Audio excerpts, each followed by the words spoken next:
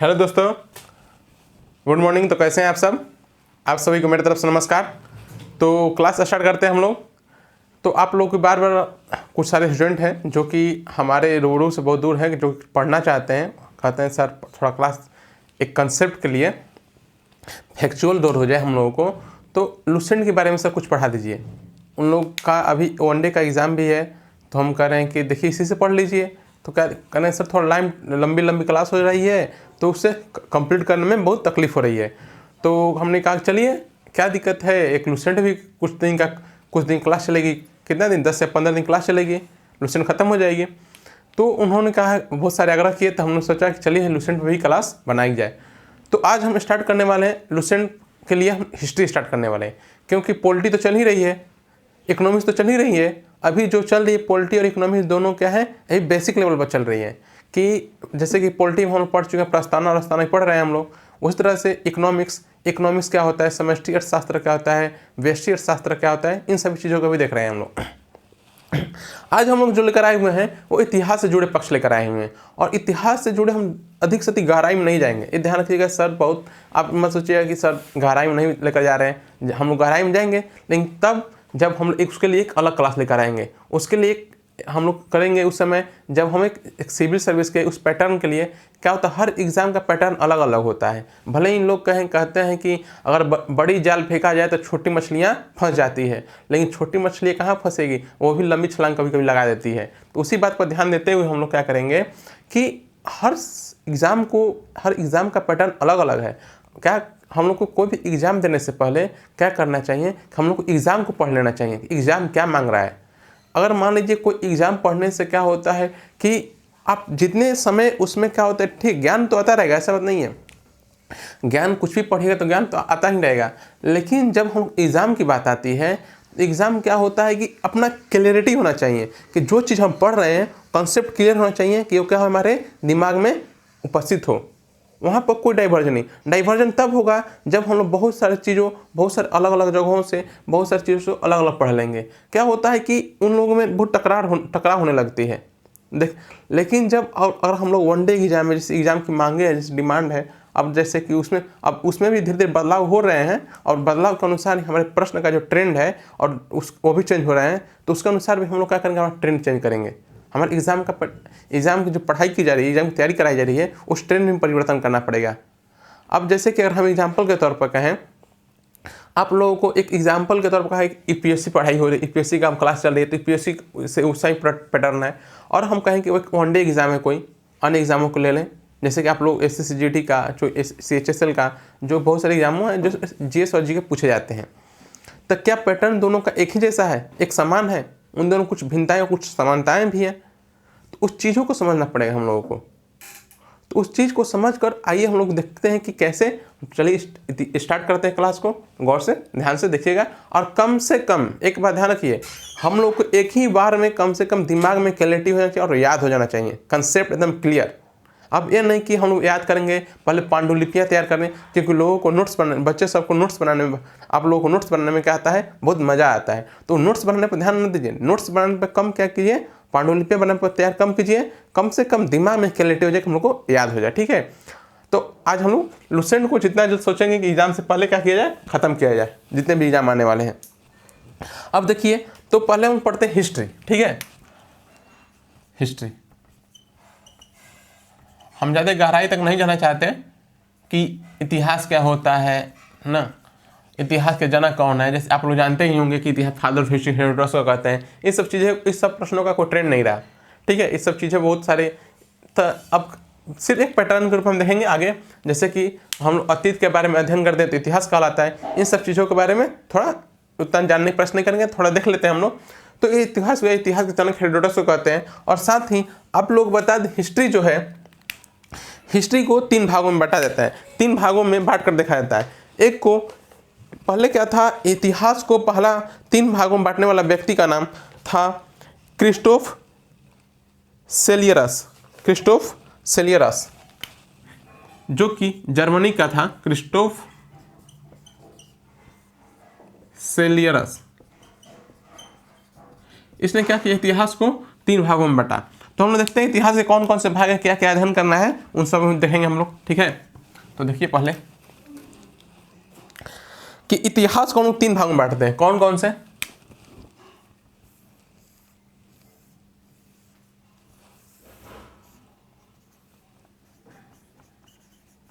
प्राचीन इतिहास,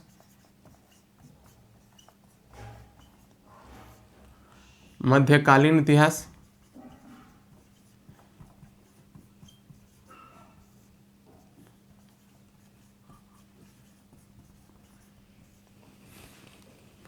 और आधुनिक इतिहास।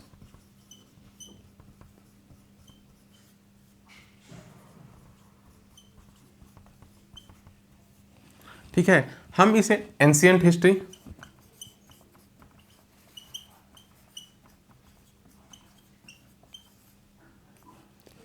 हम इसे मेडिवल हिस्ट्री,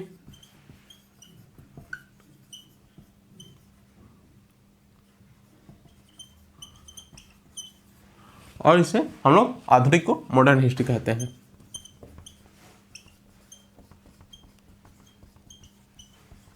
ठीक है, मेडिवल कहते हैं हम लोग। ठीक है,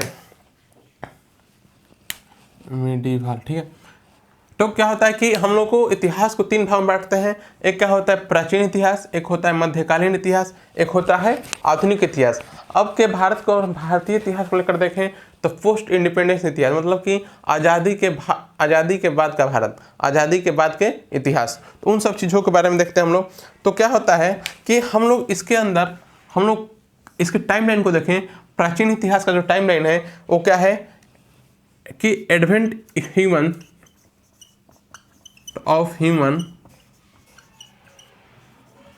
टू कितने टाइमलाइन 712 बीसी तक, टू 712 बीसी बिफोर क्राइस्ट। ठीक है, इसके अंदर जो टाइमलाइन है एक क्या है, हम लोगों की इतिहास, इसके अंदर प्राचीन इतिहास पढ़ा जाता है। और क्या होता है कि मेडिवल इतिहास 712 बीसी से लेकर 712 बीसी से लेकर 1707 या हम लोग 1707 या 1717 तक रखते हैं।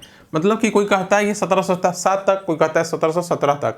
मतलब कि जब क्या होती है कि औरंगजेब की मृत्यु हो जाती है तो वहाँ तक के टाइम लाइन को हम लोग क्या कहते हैं, मध्यकालीन इतिहास के अंतर्गत रखा जाता है।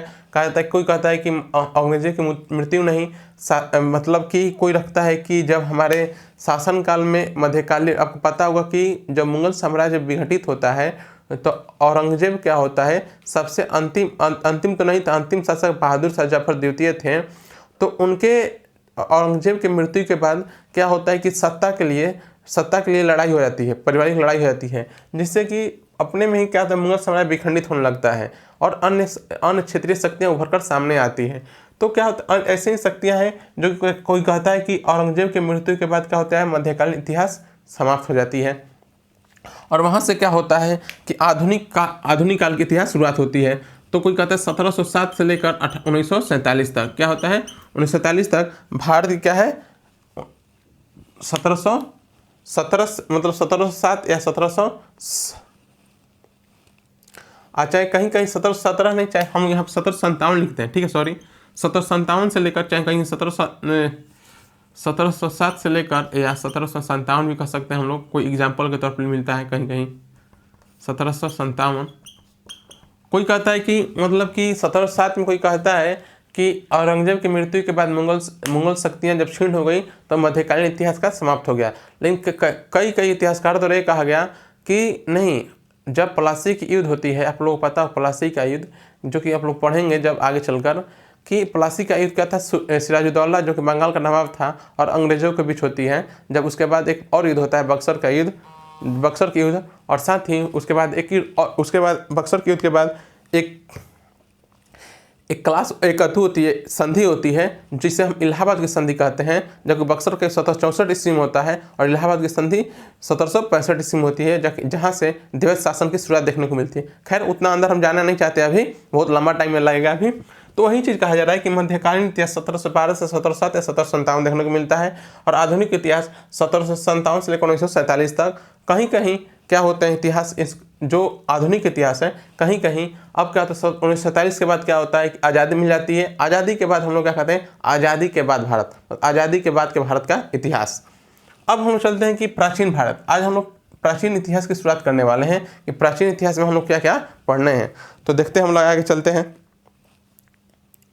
इसे लिखना हो तो लिख लीजिए, टाइमलाइन को लिख लीजिए, क्योंकि टाइमलाइन लेकर बहुत बड़ा कन्फ्यूजन बना रहता है। ठीक है, अब देखिए हम लोग लेकर आए हुए लुसेंट। ठीक है, मेन वजह है हमको लुसेंट लेकर आना।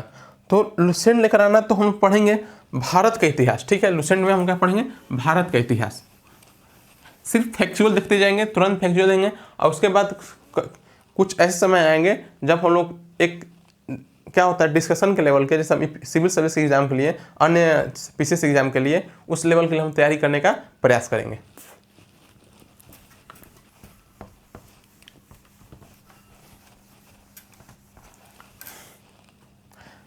जैसे कि हिस्ट्री ऑफ इंडिया, भारत का इतिहास, भारत का इतिहास, हिस्ट्री ऑफ इंडिया।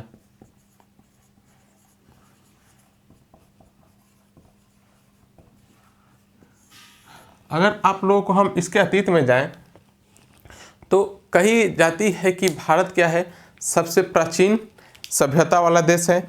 यहाँ पर बहुत सारे लोगों ने क्या किए, भारत के पास एक क्या है कि भारत के पास जो लोग हैं वो क्या है, मूल निवासी हैं कि नहीं है, कहाँ से लोग आए, कैसे आए। जैसे कि कहा जाता है कि साउथ अफ्रीका जैसे हैं, साउथ अफ्रीका को हम लोग साउथ अफ्रीका कॉन्टिनेंट को कहते हैं कि मानव जाति का पालना है, वहाँ मानव जाति की शुरुआत होती है, विकास शुरुआत होती है। उसी तरह से जिस तरह से भारत में सभ्यता की शुरुआत होती है, जैसे कि हम पढ़ेंगे सिंधु घाटी सभ्यता। लेकिन हम लोग देखते हैं भारत का इतिहास। तो भारत का इतिहास जो है हम पर जानते हैं इसका नामकरण को। ठीक है, भारत का जो नामकरण है कैसे होता है। ठीक है, भारत को भारत कैसे नाम से जाना जाता है, देखिए पहले तो नामकरण जानते हैं हम लोग पहले। Nomination,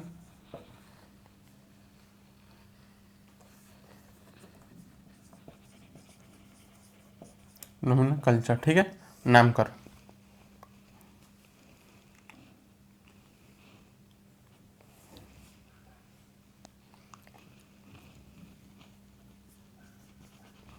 nomenclature. ठीक है, अब हम लोग बात करते हैं महाकाव्य और पुराणों में। महाकाव्य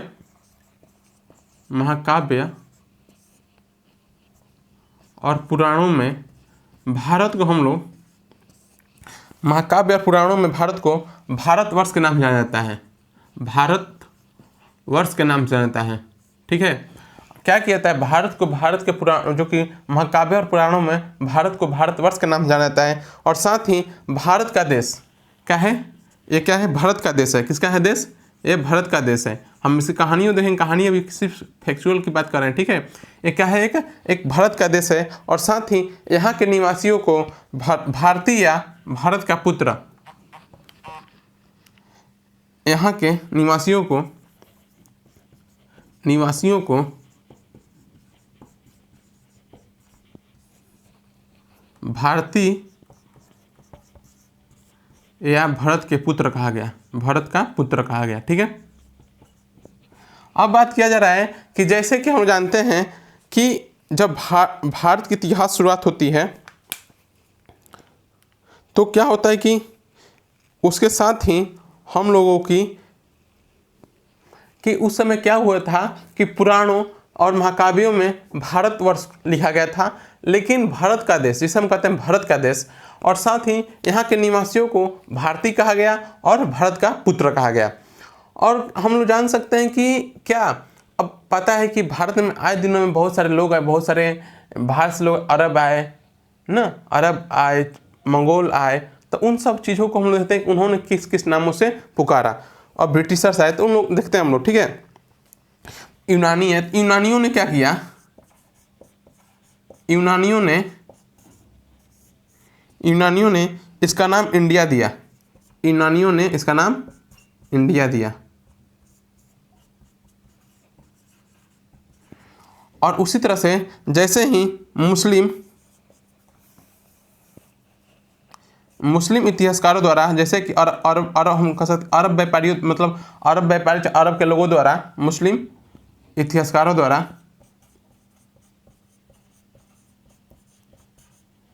इसका नाम हिंदुस्तान दिया गया, ठीक है, हिंदुस्तान। यहाँ तक। अब नामकरण पढ़ लिए। नामकरण में क्या होता है कि महाकाव्य और पुराणों में भारत का नाम भारतवर्ष मिलता है, और तथा यूनानियों ने इसका नाम क्या किया, इंडिया दिया, और तथा अरब का है मुस्लिम इतिहासकार द्वारा इसका नाम क्या किया गया, हिंदुस्तान कहा गया, ठीक है। अब जैसे कि अब हम लोग जानेंगे, उस समय हम इसमें नहीं जानते भारत का सोने चिड़िया क्या कहता है। जैसे कि भारत एक ऐसा देश है जिसे 4 नामों से जाना जाता है, कि जिसके 4 नाम क्या क्या है, आर्यावर्त, जिस आर्यों का नाम पड़ा गया, भारत, इंडिया और हिंदुस्तान, ठीक है। अब हम चलते हैं आगे, इसे मिटाते हैं, इसे लिख लीजिए।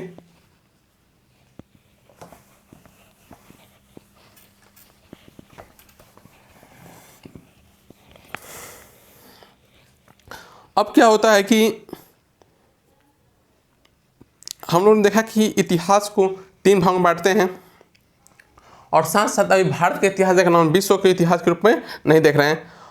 अब हम लोग आगे चलते हुए देखते हैं कि धार्मिक ग्रंथ और ऐतिहासिक ग्रंथ क्या होता है, कि जब किसी देश का इतिहास जो पता चलता है, कि तो ग्रंथों के द्वारा, वो किस चीज़ अवशेषों द्वारा या पुरातात्विक सर्वेक्षण जब पता चलती है, अन्य अवशेषों के द्वारा, उत्खनन के द्वारा क्या क्या इतिहास, उसी तरह से हम लोग देखेंगे भारत के जो इतिहास हैं, जो धार्मिक ग्रंथ हैं, उन चीज़ों के बारे में हम लोग देखते हैं, ठीक है। तो हम लोग देखते हैं धार्मिक ग्रंथ एवं ऐतिहासिक ग्रंथ। धार्मिक एवं ऐतिहासिक ग्रंथ। धार्मिक एवं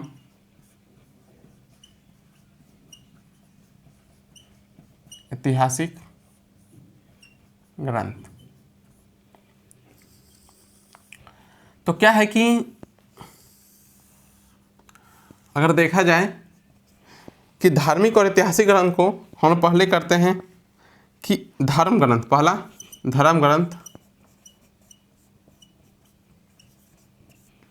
दूसरा पॉइंट पर ऐतिहासिक ग्रंथ,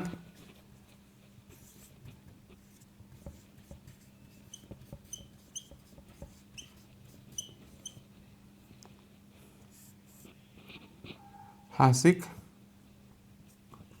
ग्रंथ, और तीसरा पॉइंट पर है हम लोगों का विदेशियों का विवरण, कि जब जितने भी विदेशी आए, फायान, वेनसांग, उनका क्या क्या विवरण था, विदेशियों का विवरण। और साथ ही हम अगला पॉइंट देखेंगे कि पुरातत्व संबंधी साक्ष्य, पुरातत्व संबंधी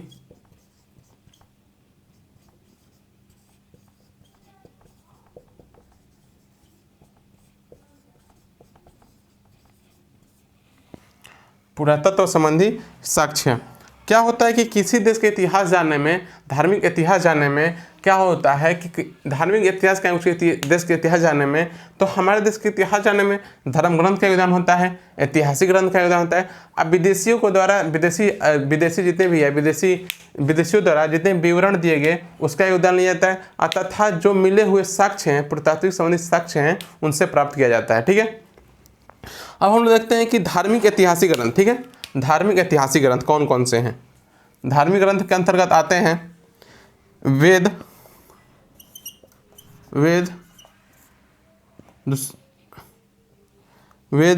ब्राह्मण ग्रंथ,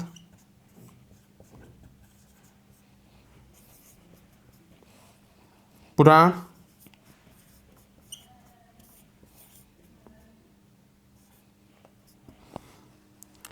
वेदांग उपनिषद, स्मृति ग्रंथ, वेदांग उपनिषद,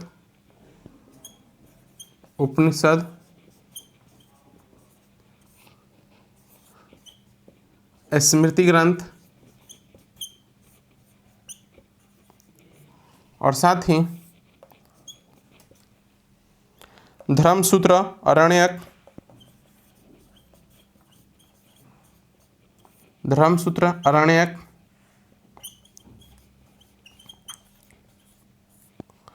और क्या है, जैन साहित्य और बौद्ध साहित्य। जैन साहित्य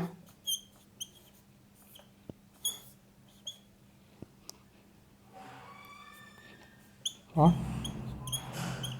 बौद्ध साहित्य। अगर वहीं हम लोग देखें ऐतिहासिक ग्रंथ के अंतर्गत, तो ऐतिहासिक ग्रंथ में अर्थशास्त्र पहला,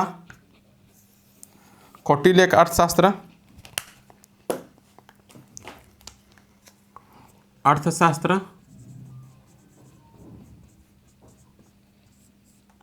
किसका? कौटिल्य का। दूसरा पॉइंट आ जाएगा आप लोगों का राजतरंगिणी कलहण का,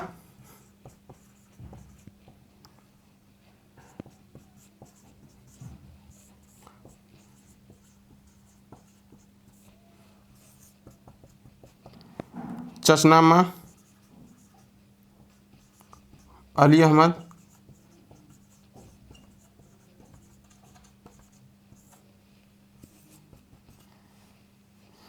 अष्टाध्यायी,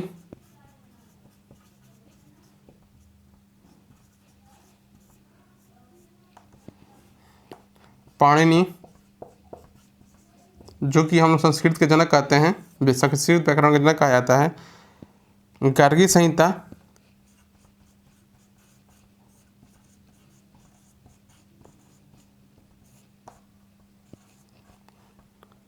कात्यायन और महाभाष्य पतंजलि, महाभाष्य रचयिता पतंजलि।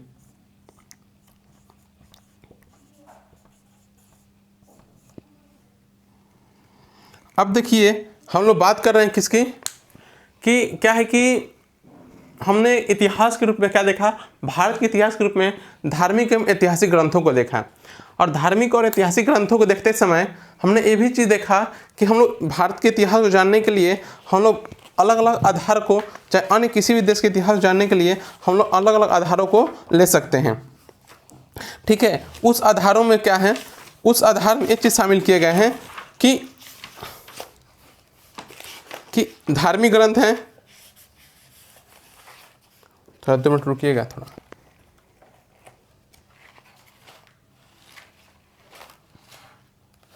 ठीक है, धार्मिक ग्रंथ हैं, ऐतिहासिक ग्रंथ है और विदेशियों का विवरण है,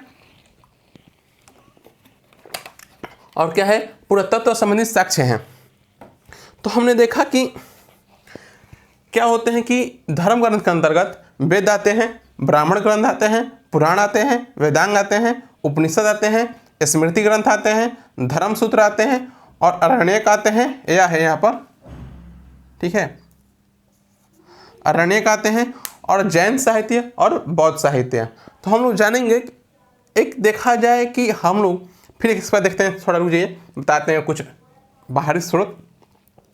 ऐतिहासिक ग्रंथ, ऐतिहासिक ग्रंथ के अंतर्गत अर्थशास्त्र आता है कौटिल्य का, राजतरंगिणी आती है कलहण की, चचनामा आती है अली अहमद की, अष्टाध्यायी आती है पाणिनि की, और गार्गी संहिता आती है कात्यायन की, और महाभाष्य आती है पतंजलि की। ठीक है, तो हम क्या बात समझ में आ रहा है कि जैसे कि आप लोग जानते हैं कि हम जितने भी धर्म ग्रंथ पढ़ रहे हैं वो सब क्या हुए हैं, एक दर्शन शास्त्र के रूप में देखा जाता है। इन्होंने अपने क्या विचार दिए, एक दर्शन शास्त्र।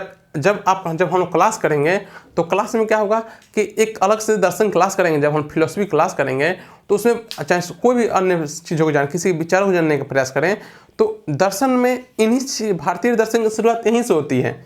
जैसे कि जैन दर्शन, बौद्ध दर्शन ना, वेद में किस दर्शन का, वेद व्यास ने जब वेदों का संकलन किया तो क्या क्या किया, उनके दर्शन में क्या क्या समाहित है, इन सब चीज़ों को हम लोग देखेंगे। और साथ एक चीज़ और बता दें, जो अर्थशास्त्र है, तो अर्थशास्त्र जो पुस्तिका है कौटिल्य द्वारा रची गई, ये जो अर्थशास्त्र पुस्तिका कौटिल्य द्वारा रची गई है, यह इकोनॉमिक पुस्तिका नहीं है, इकोनॉमिक्स की पुस्तिका नहीं है।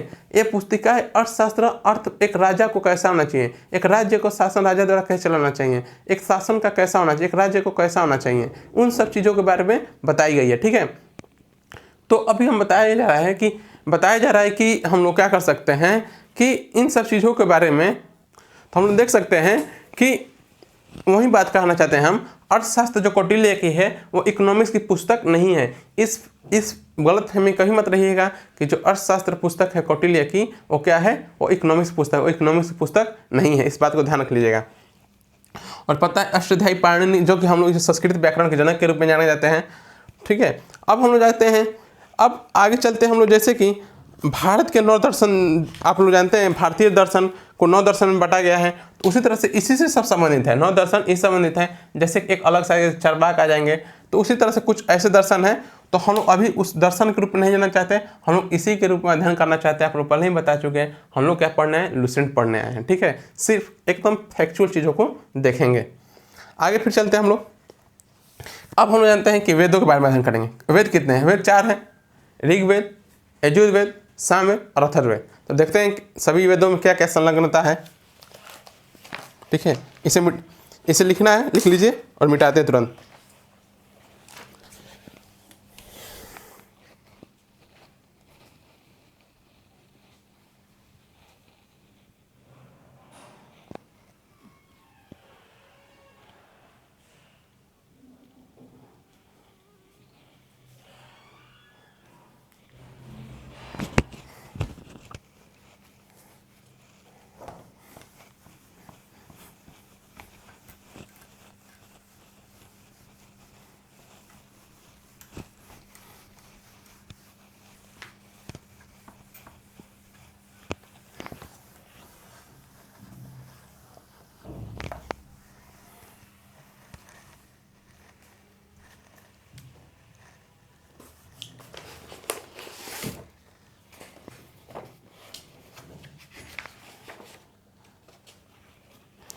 जैसे कि अब हम लोग पढ़ना है वेदों के बारे में। ठीक है, कि वेद में क्या क्या चीज़ें उपस्थित हैं और क्या क्या चीज़ें कहाँ से समाहित हैं। और साथ ही हम लोग ये भी चीज़ देखेंगे कि जो वेदास है,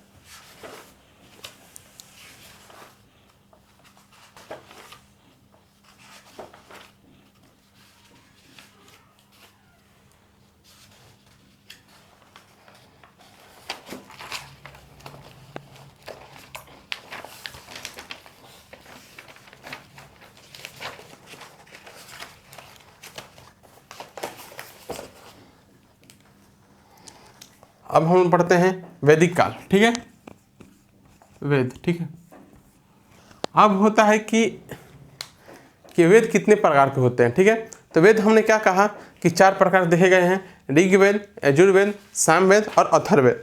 तो देखते हैं कि चारों प्रकारों में क्या क्या चीज़ें समाहित हैं। तो हम लोग देख सकते हैं कि वेदों को क्या किया गया कि वेद हम देख सकते हैं कि वेद 4 होते हैं। ठीक है, तो वेदों के संकलनकर्ता के रूप में हम लोग वेद व्यास, जिसका नाम पूरा नाम महर्षि कृष्ण द्वैपायन वेद व्यास था, उनके द्वारा किया गया था। और साथ ही हम लोग 4 भागों में वेद को बांटते हैं, ऋग्वेद, सामवेद, यजुर्वेद और अथर्ववेद। ठीक है, अब देखिए क्या होता है ऋग्वेद में, उसमें क्या होता है, ऋचाओं का क्रमबद्ध ज्ञान का संग्रह। मतलब कि जितने भी ऋचाएँ थीं उसमें क्या होता है, उसमें ज्ञानों का संग्रह प्राप्त होता है कि कितनी ऋचाएँ थी, कितनी मंडल थी। और साथ इनके विभाजन क्या किया जाता है, 10 मंडल में। इनके 10 मंडल, 1028 सूक्त और 10,462 ऋचाएँ हैं, जो कि 250 मतलब 250 ऋचाएँ हैं वो इंद्र के लिए समर्पित हैं और 200 ऋचाएँ जो है अधिकांश अग्नि के लिए समर्पित हैं। उसी तरह से जिस तरह से मंडल में क्या किया गया है, इसमें 10 मंडल दिए गए हैं। जिस तरीके से पहले मंडल में कहा गया है कि इसमें कृषि, जुए के खेल का चर्चा, मतलब पहले मंडल में कृषि और खेल और जुए की चर्चा की गई है। वहीं दूसरे मंडल में कृषि से संबंधित क्रियाओं की चर्चा की गई है। जो मंडल है, पहला मंडल में कृषि और जुआ से संबंधित चर्चा और कृषि से संबंधित प्रक्रियाओं की चर्चा की गई है, उससे संबंधित क्रियाओं की चर्चा की गई है। और तीसरा मंडल है, उसकी रचना जो है वो रचना जो है विश्वामित्र द्वारा की गई थी। हम देख सकते हैं कि विश्वामित्र द्वारा तीसरा मंडल, ठीक है, तो जिसमें क्या होता है, सूर्य देवता, तीसरी मंडल जो कि इसी का भाग है, विश्वामित्र द्वारा रचित की गई थी। साथ ही वो किसके लिए, सूर्य देवता के लिए सूर्य देवता सावित्री को समर्पित है, जिसमें क्या है, गायत्री मंत्र का वर्णन है। ठीक है, एक चीज़ हुआ। अब जैसे कि हम जान सकते हैं चौथे मंडल में, उसमें भी क्या होता है कि कृषि संबंधित अनुष्ठानों पर बल दिया गया है। मतलब कि चौथे मंडल में क्या है, कृषि संबंधित ही अनुष्ठानों की बात की गई है। और अगला मंडल है जैसे 5वां मंडल, इसमें अग्नि तथा अश्व की महिमा, जो 5वां मंडल है उसमें अग्नि और अश्व की महिमा के बारे में बताई गई है। उसी अन्य भी मंडल हैं, जिससे सातवां मंडल है, सातवां मंडल में 10 राजाओं की युद्ध का वर्णन किया गया है। तो उन सब चीज़ों में जाना नहीं चाहते, सिर्फ एक थोड़ा जान लिए। अब क्या होता है, इसे पढ़ने वाले ऋषि को हम लोग कहते हैं होत्री। होत्री मतलब कि जो ऋषि पढ़ते हैं उस सब क्या कहते हैं, वेदों को, तो हम उसे होत्री कहा करते थे। ठीक है, जानकारियाँ क्या होती हैं, आर्यों की राजनीतिक प्रणाली, मतलब कि जो आर्य थे उनकी राजनीतिक व्यवस्था कैसी थी, वो किन पर आश्रित थे, वो उनकी जो शासन व्यवस्था थी, वो जो जैसे भी जो शासन किस तरीके से करते थे, कैसे करते थे, न्याय व्यवस्था कैसी थी, आर्थिक क्रिया कैसी थी, उनके शासन प्रणालियों के बारे में प्राप्त जानकारियाँ मिलती है। और साथ ही विश्वामित्र द्वारा रचित तीसरा मंडल हमने बताया ना, तो क्या है, विश्वामित्र द्वारा रचित तीसरा मंडल जो कि गायत्री मंत्र उसमें लिखी गई है, रचित है, वर्णन मिलता है। 8वें मंडल में हस्तलिखित ऋचाओं का वर्णन, मतलब कि हस्तलिखित ऋचाओं का वर्णन जो कि इसे पढ़ने वाले व्यक्ति को खिल कहते हैं, खिल कहते हैं। और 9वां मंडल में सोम देवता के लिए समर्पित है, जो कि हिमवंत या मुजवंत, सोम वृक्ष, रस, इन सब चीज़ों के लिए, जैसे कि इसी मंडल में एक प्रसिद्ध वाक्य मिलता है सोम देवता में 9वां मंडल में कि मैं कवि हूँ, मेरा पिता वैद्य है और मेरी माता अनाज पकाती है। 3 अलग अलग व्यवसाय होते हुए भी हम एक साथ रहते हैं। मतलब कि 9वें मंडल में इस बात की जानकारी मिलती है कि मैं कवि हूँ, मेरे पिता क्या हैं, वैद्य हैं, मेरी माता खाना पकाती है। तीनों अलग अलग व्यवसाय से जुड़े रहने के बावजूद भी हम लोग क्या करते हैं, तीनों एक साथ रहते हैं। तो इस बात की जानकारी मिलती है। मतलब कि वहाँ पर लगता है कि इस बात की जानकारी मिलती है, उस समय वहाँ पर क्या थी, वहाँ पर वर्ण व्यवस्था नहीं थी, जन्म के आधार पर वर्ण व्यवस्था नहीं थी। अब क्या होता है कि अब यहाँ पर 10वां मंडल में चतुर्वर्ण समाज, मतलब चतुर्वर्ण समाज की, मतलब कि जैसे कि कहा जाता है कि चतुर्वर्ण समाज की शुरुआत होती है यहीं से, जैसे कि कहा ब्राह्मण, क्षत्रिय, वैश्य, शूद्र। तो उसी तरह से कहा जाता है कि यहाँ पर जब शुरुआत होती है तो हम लोग यहाँ पर क्या था, वर्ण व्यवस्था जन्म के आधार पर नहीं था, जो जैसा कर्म करेगा कर्म के आधार वर्ण व्यवस्था थी।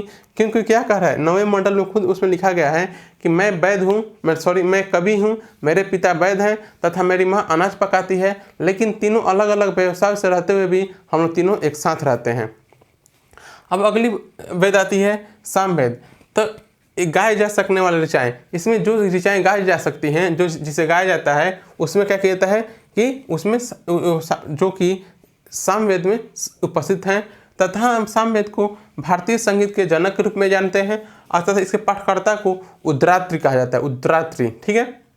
अब यजुर्वेद में कर्म कांडों का नियमों का संकलन है। इसमें कर्म कांडों के जब यजुर्वेद देखेंगे हम लोग, तो उसमें क्या होता है कि कर्म कांडों का नियमों का संकलन किया गया है। और जो इसके पाठकर्ता हैं अधर्व्यू कहा जाते हैं, अधर्व्यू। ठीक है। विशेषता इसकी है कि ये गद्य और पद्य दोनों में है। तो एक मतलब कि गद्य और पद्य दोनों में है। अगर हम बात करें कि जैसे कि जब हिंदी आप पढ़ते हैं तो गद्य और पद्य, मतलब कि गद्य जैसे कि प्रोज हम जिसे कहते हैं गद्य, जैसे कि क्या होता है कि पद तुक छंद, मतलब कि पद क्या होता है कि तुक छंद मिलाकर गाया जाता है।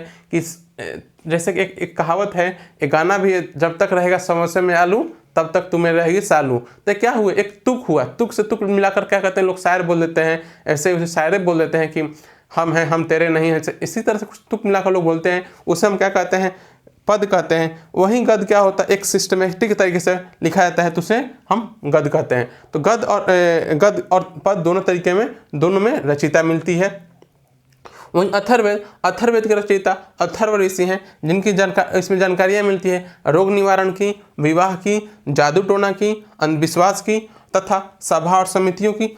जब भी क्या होती थी, जिसके घर में क्या होती थी, बच्चियां होती थी, कन्याएं जन्म लेती थी, उनकी निंदा की जाती थी, तो इन सभी चीज़ों के बारे में जानकारियाँ मिलती है। हम लेखा जो कहें तो इसमें क्या होता है कि सामाजिक कर्मकांड इसमें भी मिलते हैं, सामाजिक निंदा भी मिलती है, इसमें बुरी प्रथाएँ इसमें भी दिखाई देती हैं, जो कि तो वही चीज़ है अथर्ववेद, यजुर्वेद, सामवेद और ऋग्वेद। इन सब चीज़ों को हम लोग ने देख लिया। अब हम लोग आज के लिए इतना ही, अगले क्लास में देखेंगे कि क्या, अब अगले पॉइंट में देखें कि क्या हम लोगों की जो वेद है, जो हमारा इतिहास है, हम लोग की जो इतिहास का जो सिंधु, उसके बाद सिंधु घाटी सभ्यता, वेदों के बारे में अध्ययन करने के बाद, नहीं तो हम देखें कि वेदों की जो संस्कृति है ये जो मनुष्य मानव का विकास चाहे देखेंगे, चाहे सिंधु घाटी सभ्यता को देख लेंगे, जो चीज़ हमको आप लोगों को लगे, जो चीज़ अच्छा लगे वो चीज़ बताइएगा, नहीं तो अपने से हम क्या करेंगे, सिंधु घाटी सभ्यता को लेकर आएंगे, क्योंकि उसके बाद सबसे इंपॉर्टेंट वही लगता है। ठीक है, उससे अधिक प्रश्न पूछे जाने की संभावनाएं बनी रहती है। आज के लिए इतना ही, धन्यवाद।